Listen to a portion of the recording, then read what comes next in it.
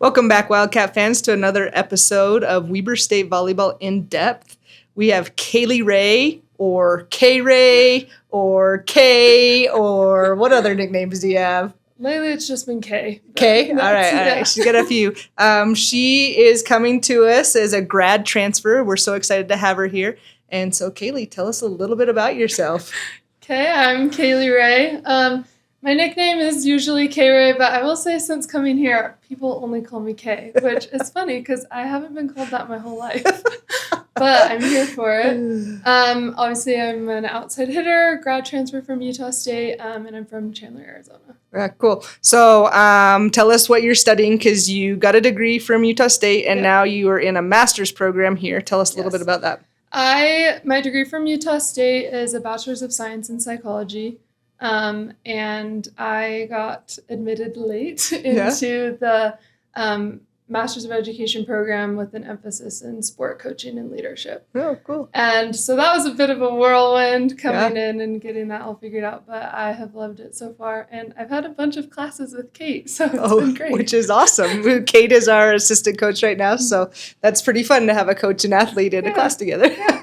That's been good. That's cool. So you are born and raised in Chandler, Arizona? I was actually born in Logan. Oh, that's Utah. right. Yeah. That's right. My dad played basketball at Utah State, and that's where he met my mom. My mom's a Cache Valley girl. That's right. So my older brother and I were both born there, and then she got shipped off to Texas where my dad was doing law school.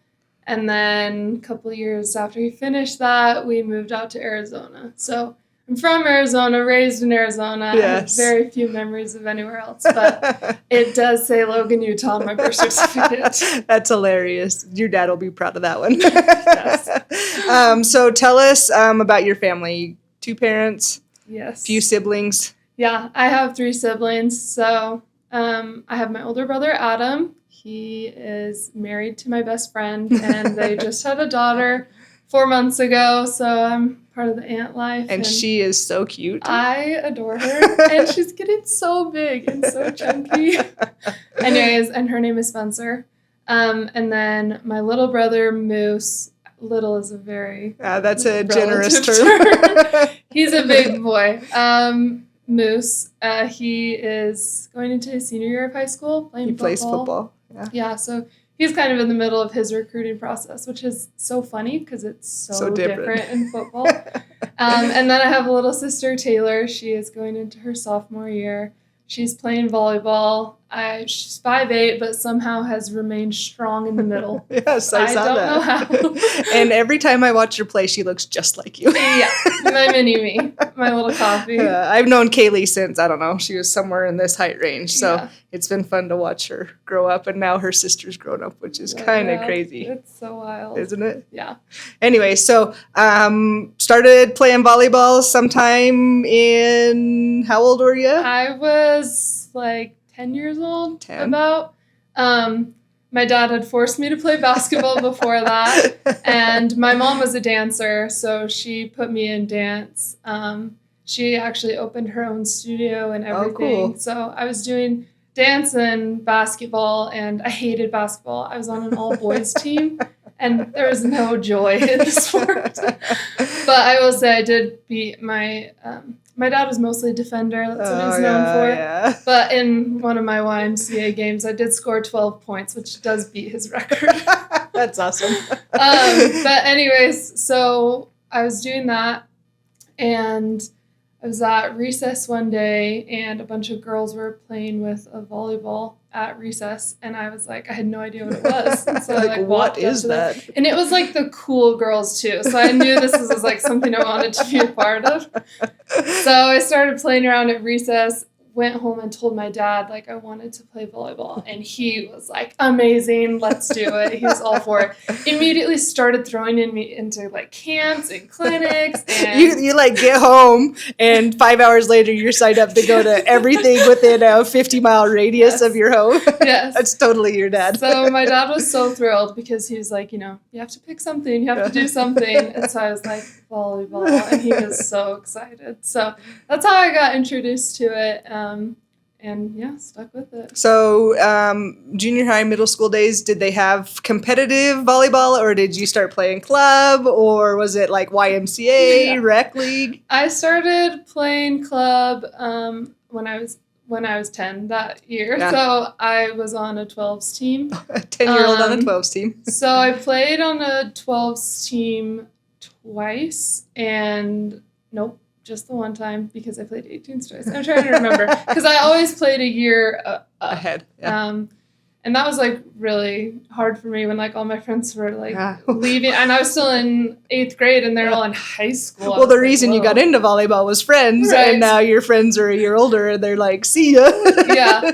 So my junior high, I went to a charter school. It was not very competitive, but I had a blast, and like I think that is really where I just like developed such a love for the game, because like I was just always having fun, and I want to say that I'm pretty naturally athletic, so it, especially early on, like I felt like it came pretty quickly to me, and that carried on kind of through high school. Cool. I went to Chandler High, love that team. We always had so much fun together. Missed out on my junior season, which was a big year in terms of like recruiting and stuff. Yes, I remember that.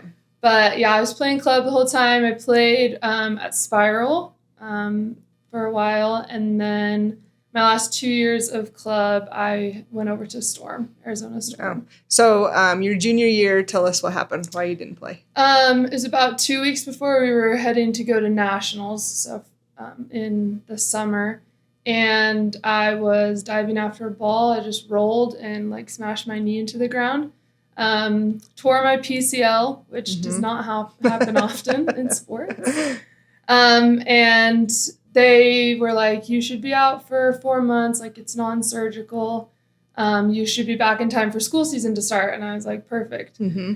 But the way that my rehab was progressing, like school season came and went. And I was like, I was so devastated the whole time. And that was like my first like real heartbreak of like missing out on the sport. Like, been playing obviously since I was 10. And so that time that I had off, I was like, wow, I really love this sport. And like, I always want to be playing it. And my mom would tell me all the time when I was heading to those first club practices when I was little, she's like, you'd get in the car and you'd just be like, Mom, I wish I could just practice volleyball every day.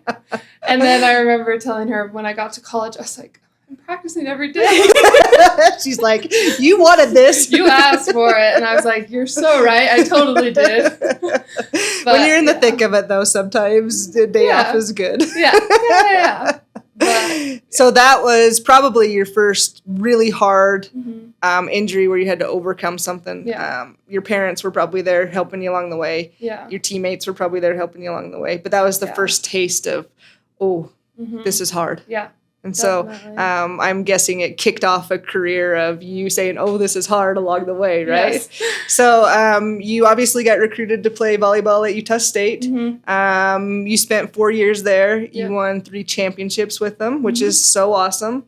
But there you even endured some heartache. Yeah. And so tell us about going through that stuff. Yeah. I mean, in addition to like all the nagging injuries you have as a collegiate athlete, going into my sophomore year, I was just like not feeling right is how I would describe it. I was like more fatigued than normal, and really couldn't figure out what was going wrong. Went and saw a bunch of doctors, and that was a long process, and a couple, we'll say, episodes of like horrible abdominal pain. Like it was pretty dark, and that was in the midst of season. Yeah. So on top of practicing every day, wanting to perform well every day, traveling, and all of that. Schoolwork. All the grind that comes with season. On top of that, I was like, my body was fighting itself. I wasn't in regulation. I had a couple visits to the ER during season. It was really just super challenging because I didn't know what was going on. Doctors didn't know what was going on. But I was like, I need to be good so I can play. Like, I just wanted to play with my team. You want to just let's go. And the doctor's like, hold on a little bit. We really got to figure this out. Yeah. So it wasn't until, so all that kind of started in July, and like the worst of it was in like September, October, November. Which is right when your conference season is Yeah. in the thick of it. Yes. And I didn't receive a diagnosis until April. Oh, wow. So it almost took a full year. Yeah. Dang. And got in touch with different doctors, and I got diagnosed with ulcerative colitis, which is an autoimmune disorder where your intestines basically attack themselves. Yes. It's really great. Yes. And on top of that, in spring season, I am like trying different medications, and they, none of the oral medications worked, so I switched over and started getting infusions. And those haven't come without their challenges as well. So that whole year was just for me like the biggest like test of like how much are you willing to do for it? Like how hard are you willing to work for it? And like when things aren't going your way, how are you going to like keep moving forward? Yeah. Well, it goes back to what your mom said when you wanted to play volleyball every day. When you get something you love taken away, especially with injury or sickness or stuff, you realize how much you love that sport and what you're willing to do to get back to that sport. So you obviously had a long road ahead, because volleyball athletes, any kind of athlete, a lot of their performance is based off nutrition and fueling their body well. And so you get this diagnosis. Now you have to figure out what fuels your body. Right. And on top of that, you have medication that can affect it. And so that had to be a huge learning curve, and it had to be something that you wanted to do. Your mom and dad couldn't do it. Your coaches couldn't do it. Your teammates couldn't do it. Like, you had to say, this is what I'm going to do. So talk to us a little bit about that. Yeah. I kind of reached a point where I was like, there's no way out but through. Like, these are the cards I have been dealt. And so, like, how are you going to step up to the plate a little bit? Because you don't get to crawl in a hole and someone doesn't wave a magic wand and like you're better. But I was really thankful. I had great relationships with the people around me, and so I really relied a lot on our support staff, our nutritionist, and our strength and conditioning coach at the time, and was just constantly talking to my coaches about like everything I was going through, regularly sending them updates. That also forced me to work on my communication, which was a great thing. But it really was just like, I have to put my head down and do this. And I will say, like, the biggest thing for me getting through that, I will say, is my faith and my relationship with Jesus Christ. For me, like, having a higher power to like rely on and like try to make sense of everything. I was always told that there's more to me than volleyball, and like volleyball isn't the only thing that makes me me. And so it was really a test of like, okay, like this is what you've been given, and how you handle it is what says everything about you. And that's kind of what I had decided, was like, I'm not going to let this get the best of me, although it definitely did on some days. I'm not. Well, I mean, with anything, you're going to have good days. Yeah. You're going to have crappy days. Yeah. And you're going to have great days. And so just getting through those days knowing that better days are going to come. Yeah. I think is good. And, people were really optimistic for me. Like, a lot of the doctors were like, we've seen this. Like, this gets better. I mean, the load that you have on your body doesn't make it ideal for healing, but it's possible, you know.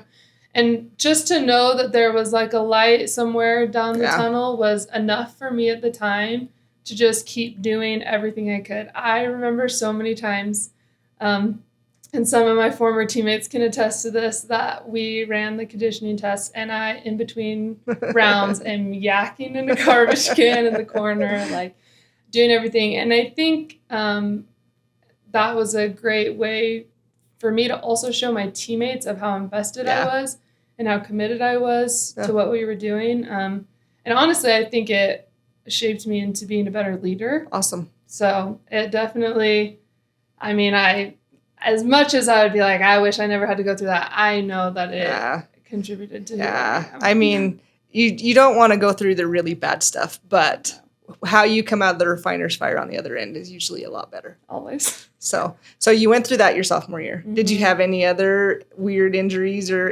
throughout the rest of your career there? Because I think you might have. Yes. So what comes with autoimmune disorders is that your body is like generally weak and like Yeah. has to fight a lot of things, especially the medication I'm on, like makes me more susceptible to things. So I've always had to work extra hard with rehab and prehab programs. Like I've been very committed to taking care of my body, and my dad is very much loves recovery and is Yes. like very invested in the research of all of that. In addition to like just it felt like I was just taking heartbreak after heartbreak. Like I'm finally healthy and I strained my calf, or I'm doing really good and then my hip starts bugging me. It just felt like I was constantly battling my own body to be the player I wanted to be. Because your body was still in the process of healing from all of this. Yes. So with that comes little nagging injuries. Yes. So. And then in the spring of last spring, we were just playing a warm-up game, and I dove after a ball I probably shouldn't have. It was close to the net. So as I was diving under, I ended up dislocating my kneecap and tearing my MCL. And as soon as it happened, like, I can't fully describe the disappointment and the heartbreak of like finally feeling like I was reaching a really good place and then just it hitting being a wall ripped from you again. Yeah. And I immediately broke down in tears. My teammates thought I hit my head because I just covered up my face. Because I knew what had happened, and immediately it was one of those moments of like, why God? Yeah. Like, why this? Why now? Like, I don't think I can take it. I don't think I can go on. Like, it's just like one of those moments when you're just like absolutely broken and you really feel like you're at your limit. Yeah, and a man on its own island. Yes. And at the end of my rope. And I had so much support around me, which I was so grateful for. And somehow that weekend that it happened, my dad was in Vegas with my little sister at a tournament, and I called him, and he immediately hopped on a flight and came to see me and was taking care of me. And I think that more than anything else, like in addition to my teammates coming and supporting me, like to really feel like you have people on your side and people in your corner, like it kind of gives you like a courage and strength of like, okay, well, we have to get up and we have to deal with this one. And we're going to get through it because, and this is what I say, anytime I'm going through like a really hard time in my life, I'm like, I have made it through everything else. Like I have survived every conditioning test I've ever run, any lift I've done, any injury I've had, I've always come on the other side. And this is going to be no different. But it is definitely the biggest mental test of like reframing. And this one was especially painful for me, emotionally and physically. But I grinded in rehab. I was there for like 2 hours every single day. Shout out to my PT at the time. They were so patient with me. And I the only thing is like when I defined something about myself, you know, through like talks with identity that we've had in volleyball. The two things that I think define me the most is that I'm someone who's resilient and I'm a very compassionate person. And I had decided those things about me. And when this injury came, I remember going to the mentor that I was working with and being like, well, I said I was resilient and I said I was compassionate, and like now is my opportunity to show those things. I guess I got to prove it. So it was definitely super difficult, but I made it back in time for season. And, took off from there. Yeah. And you had a great career there with some few little nagging injuries and stuff that came along the way. So you then decided, I like volleyball. I want to keep playing. I'm going to enter the transfer portal as a grad transfer. Yeah. And I mentioned this earlier. I've known you since you were little, so it was natural for me to reach out and see if you wanted to come play here. We had some good conversations. You were looking at some other schools. But for some reason, you're at Weber. Yes. And so do you want to talk about that recruiting process? Because it's going to be a little different than your junior year. Yes. It was very different than my junior year. Because obviously at that stage in the game, like, you know what you're looking for in a program, you know what you want, and you know how to market yourself. And you're like, wow, I've done this before. Yeah. My mom used to always describe being recruited as like being like dating someone and being Yeah, I like, can see do that. you like me as much as I like you? Yeah. I think We we gotta could get to have that something point. really special together. So now it's like speed dating. in the Oh yeah, transfer sometimes you portal. get like 10 days, maybe Yes. 2 weeks. Yeah. I remember going in the portal and it was obviously very overwhelming at first. I had like days of like back-to-back calls the whole day. But I knew that anytime I was going to get on the phone with you, it was like, okay, I can like breathe. Like I can be you Kaylee. know, like I don't have to like be like, oh yeah, well tell me about your you know, like I was like, I knew what I was getting into, you Yes. know, when I was talking with you guys. Obviously, and through some divine intervention and the way things played out, this is where I committed. Yeah, and which is awesome. So you had to move, like, 45 minutes? Yeah, strenuous packing, which I'm really grateful for that you guys obviously were so close to where I was, because that's one of the things I loved for my parents, especially being in Arizona, like being able to come close, you know, being not too far from home. And what really sold me, obviously I had some heartbreak in the transfer portal. I was initially going to go somewhere else, and plans changed, as they always do. Yes, they do. And I called you. You texted me. I texted you, and then you said, is the offer too late? Yeah, is it too late to change my mind? Yes, and I called you. And you called me and you were like, are you serious about that? And I was sobbing, like I couldn't even speak. And you were just like, it's okay, like just talk to me. Okay, tell me what happened. All right, let's get on a call with Jeremiah. Yes. And so we got on a Zoom call. You're crying. I'm sitting in a gym next to a bike, like resting my head, sobbing. My parents get on the phone too, and I'm like, wow, this is not a good look for me, you know. But the way Maya spoke was so like calm and understanding, and he was like, I mean, when Sammy told me, the first thing I was like, is she okay? Yeah. And when he said that and was talking, obviously I wasn't speaking much, but I immediately felt a sense of comfort of like, oh, like this is like a coach who like really sees me and like values me as a human being, which is the most important thing to me. Yes. And so I like felt better even then, even though I probably didn't show it because I have whiplash. Well, that is hard. That's a hard emotion to deal with. Yeah. So. But in all my conversations with both you and Maya, like I always knew that Weber would be such a great option for me because of the culture you guys have, the team environment, and just the way that you guys go about your business. Like, to me, that is so profound, and like the relationships you have and the connections you make.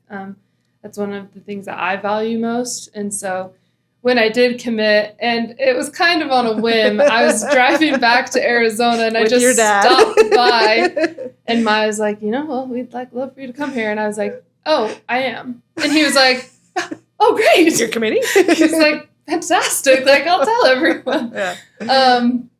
And then since coming in, obviously, like, I know that this is the place for me, and it's been the best experience. That's so so cool. Yeah. I know that you did a few episodes on identity or mission statement. Which ones did you do? I did mission statement and learner versus performer. That's right. And so you've been in our gym. You had us from January to April. Mm-hmm. And those were topics that we hit on. What's the biggest takeaway that you've gotten from those two topics? And I think you mentioned it in the mission statement, was once you had your core values for the team, you had to stick with them because the team decided on them. And so I think that's awesome. So I think anybody like coming in, like, what's the biggest takeaway after spending a couple months with us? Probably my biggest takeaway is that no BS. Like, you very much have to be about your business and on top of things. And the great thing is that I feel like with this program, like, everyone is very bought into that. And everyone is very motivated to be here and to do their best and to be a part of this process. And talking about learner versus performer, I had a bunch of conversations with Maya during the course of spring. And it was something that, although not really new to me, it was foreign to practice it and to like actually be about it. Yeah. And to be genuinely committed to focusing on your tasks and not the outcome. And, you know, you come in as a grad and you think you know things and you think, I've been playing this sport a while. Like, I know what's going on, right? And Maya will tell you that I walked in like a baby deer, just like figuring out how to go about it. But those were probably the biggest takeaways for me. And like just made me so excited for season. Like, I don't know that I've been this excited for season in a while. That's so cool. Well, I think one of the cool things that we've learned about you is in spite of or despite of all the injuries or like things that have come at you, you've been able to be super resilient through that. And I think you landing here when you did has helped. Mm-hmm. And it's brought it's helped you and it's helped our team be able to understand that volleyball is fun. Yeah. You got to do hard stuff. Yeah. And there's going to be things that come at you really hard and fast, and how you prepare and how you go through it is going to be. And I think that's huge for you. Yeah, so. I would totally agree. And I think just this morning we had to be resilient with the circuit Chris put us through. But it's easy to be resilient when you have girls who are going through it with you and having people in your corner. And I feel like this program has definitely given me the space where I feel that support more than anything else. And so in spite of those challenges and all the health problems that come and it's like trying to dodge, I don't even know. Well, it's not like it's going to end after you play volleyball. No. You're going to graduate, you're going to get married, you're going to do all this stuff, and hard things are still going to come. But how you dealt with it in college is going to help you in whatever your future holds, which is so cool. Yeah. So that's awesome. Well, cool. Well, Kaylie, thanks for sitting down and chatting with us. We really do appreciate it. We will have another student athlete soon that comes and hangs out with us, but Kaylie's been awesome, and we hope you come and watch her play because she has a cannon. Thank you.